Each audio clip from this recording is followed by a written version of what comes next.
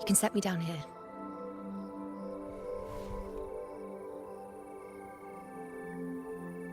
Come on. Don't give me that concerned look of yours. It's nothing to worry about.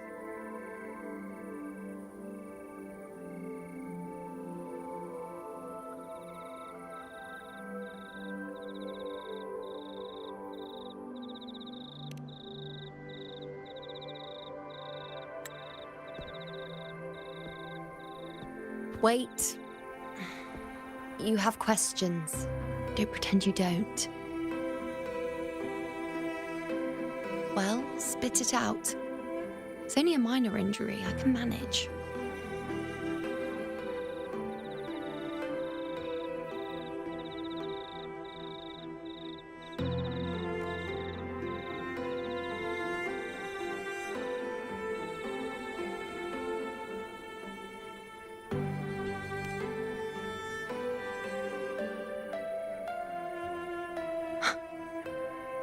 So you've managed to glimpse that far?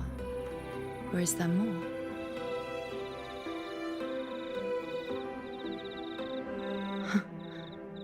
Just how many more surprises do you have for me?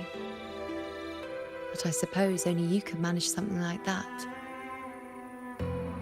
Grandmother Lilibet, the head priestess you met at the temple, once spoke of the unknowable voids that is your fate.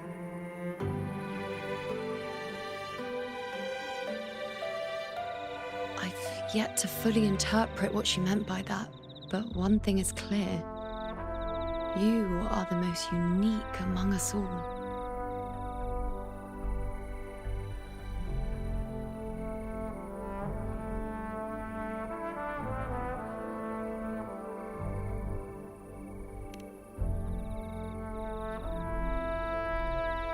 They were, as I once perceived through the sacred flames, the fate of Septimont.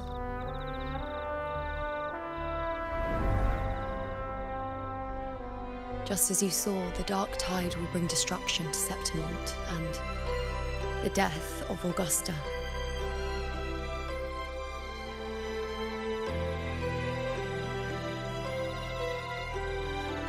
I don't know whether Raguna's predictions are actually true, but fate has given me no response but sorrow.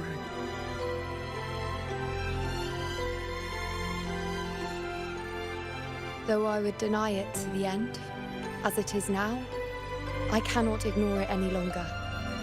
The dark tide is a force to be reckoned with. Its terror lies not in the illusions it shows or the lies it spins. Rather, it uncovers the parts of us we hide the most carefully, the parts of ourselves we least wish to face.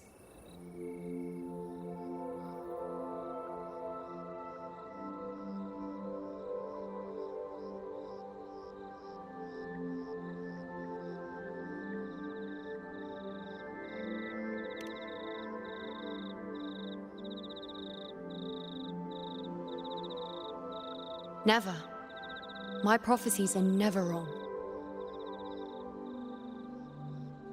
How I loathe this feeling, this helplessness, to know everything, to see everything, and yet be powerless to change a thing.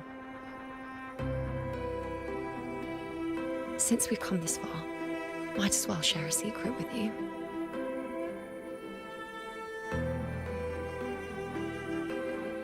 The you see before you can no longer see the threads of fate. I gave up my ability to peer into fate in exchange for the resonance power to resist the dark tide. Why? Because I refused to be fate's obedient puppet, bowing to its whims and letting it dictate my every step. But in the end, despite all the sacrifice, we still couldn't escape its grasp.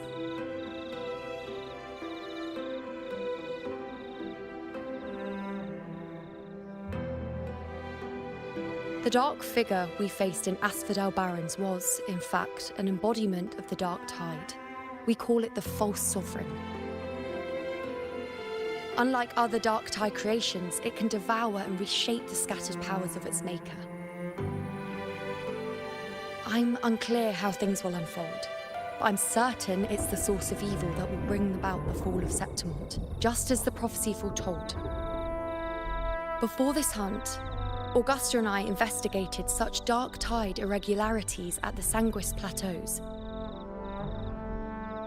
We then formed a plan to take advantage of the Sovereign's nature, using the Chorosaurus as bait to lure out its imperfect form. Maybe this way we can rewrite Septimon's tragedy before it even begins. But as you can see, we failed.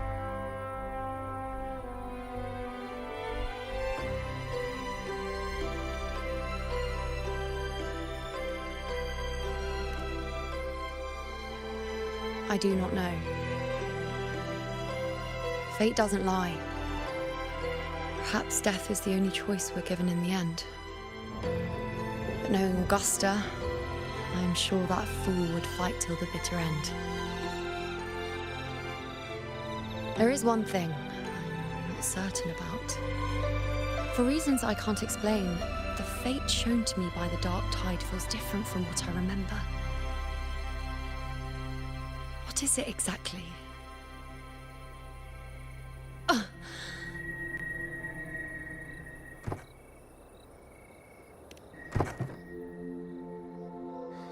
A side effect of my resonance power. The dark tide doesn't exactly show up in a stable form. My powers manifest its creations in exchange for a teensy piece of my existence. That's the price to pay, I suppose.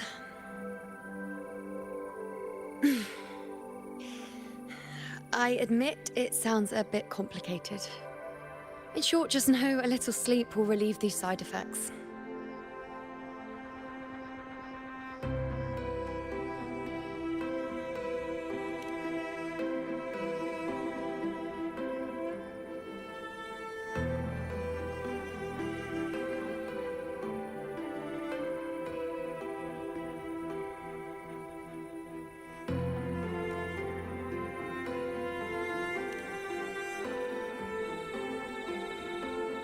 A fair point.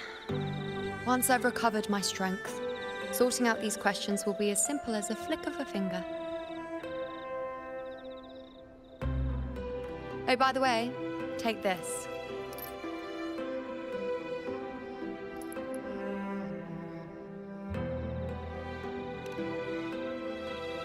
A Lunarum bracelet containing a small portion of my resonance power.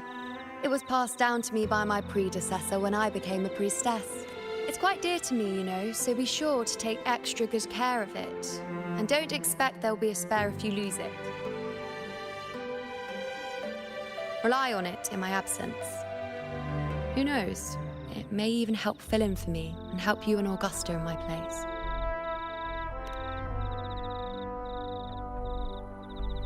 Now, why would you say that? I'll only be taking a short nap. Don't you or Augusta even dare think about leaving me behind, is that clear?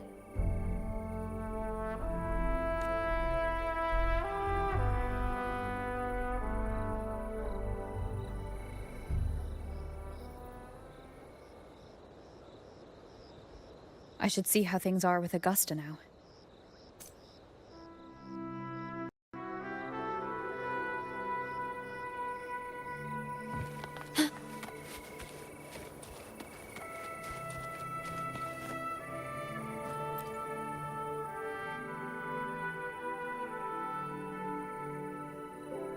The situation we're currently facing is more dire than any I've come across.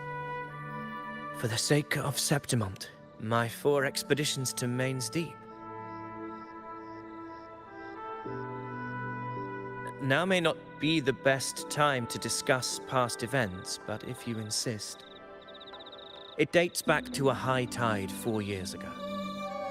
At the time, we were driven by the fury of the dark tide, and I had no intention of emulating the feats of the 3 hero of heroes in conquering Main's Deep. But with the dark tide's blockade, I had to lead repeated expeditions into those underground ruins. Fortune, however, did not turn its back on us.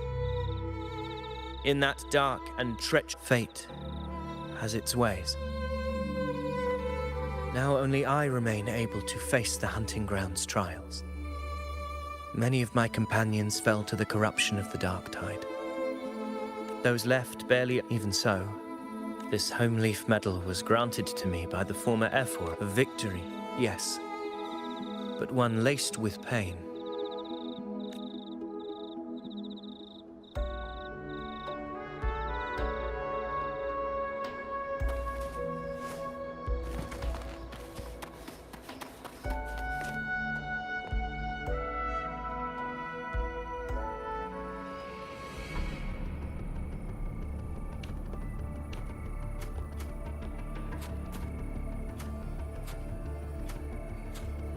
Messages have been sent to the encampment and all. Good. Ensure timely reports on... Yes, Your Excellency.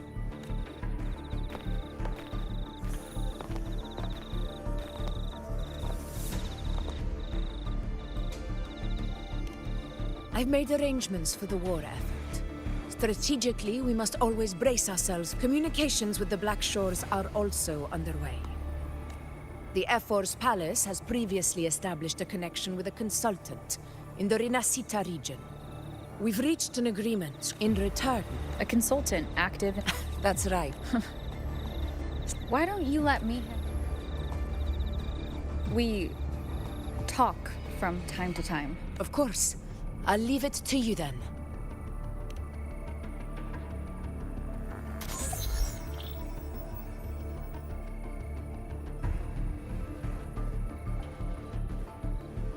Alright, I think... You mean... Let me tell you. Normally, the Dark Tide getting all freaky during... So listen up. I'll give you Tethys' rundown. That humanoid thing, that Sovereign, is gobbling up frequencies like a maniac. It's eating anything with energy. Basically, the Sovereign isn't gonna attack Septimon or Raguna anytime soon. It's too busy getting fat first. Once it's stuffed full of energy with the Earthrender gone, poof.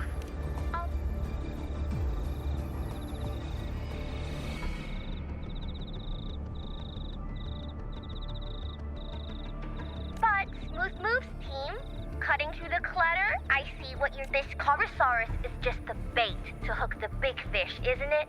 Your real plan is to stop the Sovereign before it fully forms. Am I right, boss? You are right on the mark. Heaven and Earth are in harmony. That's my reading, so your plan shouldn't have fallen apart like that. But then again, smooth sailing isn't always a good thing either. Too much harmony invites trouble. Tethys did pick up a strange frequency midway through the hunt. Everything was fine until that frequency came out of nowhere. And then suddenly the Sovereign took form way ahead of schedule. Talk about flipping the table.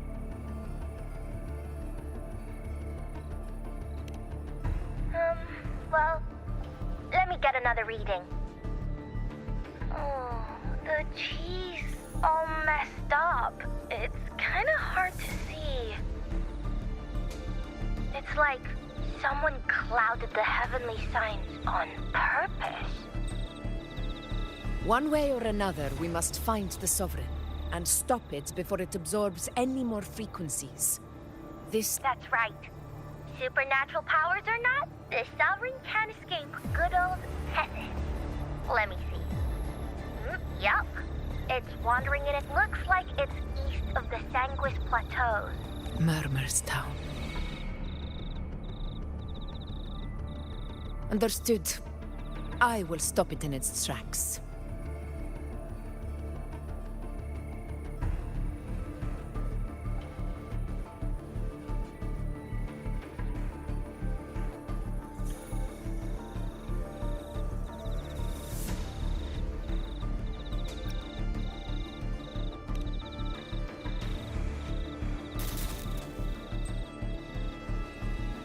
Your Excellency, with your permission, I wish to accompany you to Murmur's Town. I know this request may seem bold, and I'm aware of the dangers ahead. But as a warrior of Septimont, I cannot simply stand by. Gladiators! We are united as I do not claim the right to ask this of you. Well said, Your Excellency. We will follow you. Very well. You have sworn your allegiance to... If you wish to fight together, then so be it. I will afford your fervor its due respect. Come, take up your blades. For Septimont! For the name of heroes eternal! The wise choice, Augusta. It is time. Return to where you belong.